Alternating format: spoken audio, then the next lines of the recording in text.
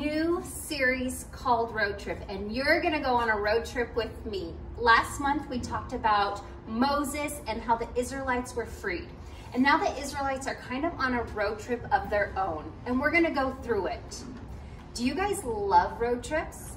I love road trips. I love the singing, I love listening to things in the cars, playing games, stopping at the gas station for snacks, and just seeing all of what God has created.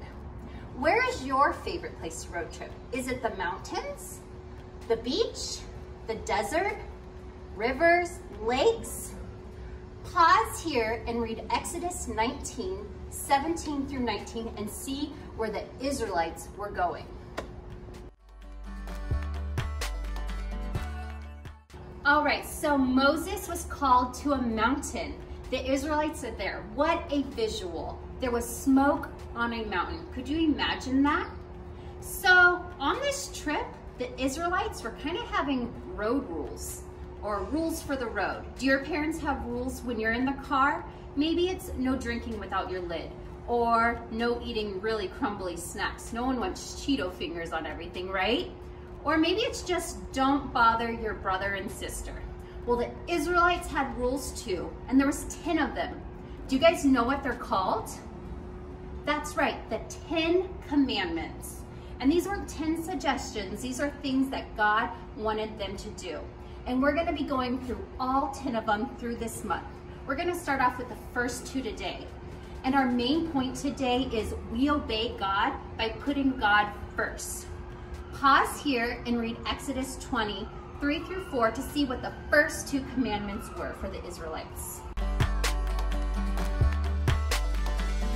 So the first commandment was to have no other God before the one true God. And the second commandment was to not worship idols. They're pretty similar. The message is clear, to put God first, right? So in my suitcase, I've packed clothes, my iPad, toothbrush, my phone, and some books, even my Bible. But I have a confession. Sometimes when I'm bored, I pull up my iPad before I pull out my Bible. Sometimes I look at my phone for a really long time.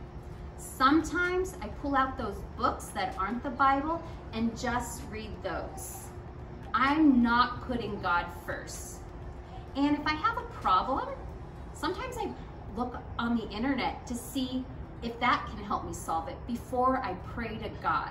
Instead of going to other things for solutions, what can you do first to seek God first? Those other things aren't bad. God's given those things for us to enjoy, but we always want to make sure that we put God first. I'm gonna have to get going because this road trip is pretty long, but I want you guys to see what Paul has to say. Even in the New Testament, they talk about putting God first. So you're gonna pause here and read Philippians 3, 7 through 9 to see what Paul has to say.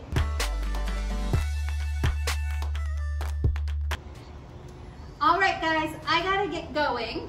But before I do, check out this cartoon to summarize all that we just read.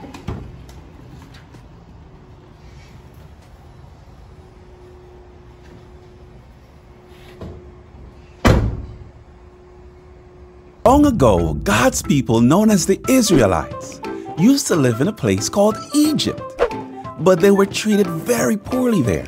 So God sent Moses to rescue the Israelites. Once they finally escaped, they had to travel for a very long time to a new land God promised them. Oh, like a road trip? Yes, in a way.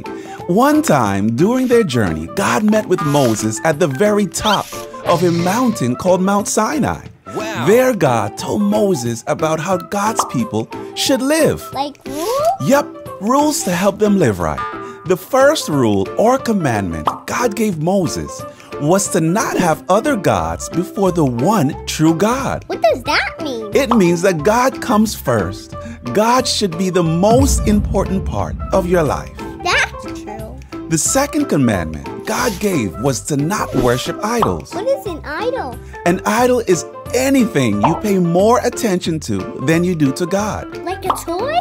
Yeah, can be a toy too. Why did God make this rule? You see, sometimes people forgot about God because they couldn't see God. God wanted the people to remember who had rescued them from Egypt and who was with them every day, taking care of them.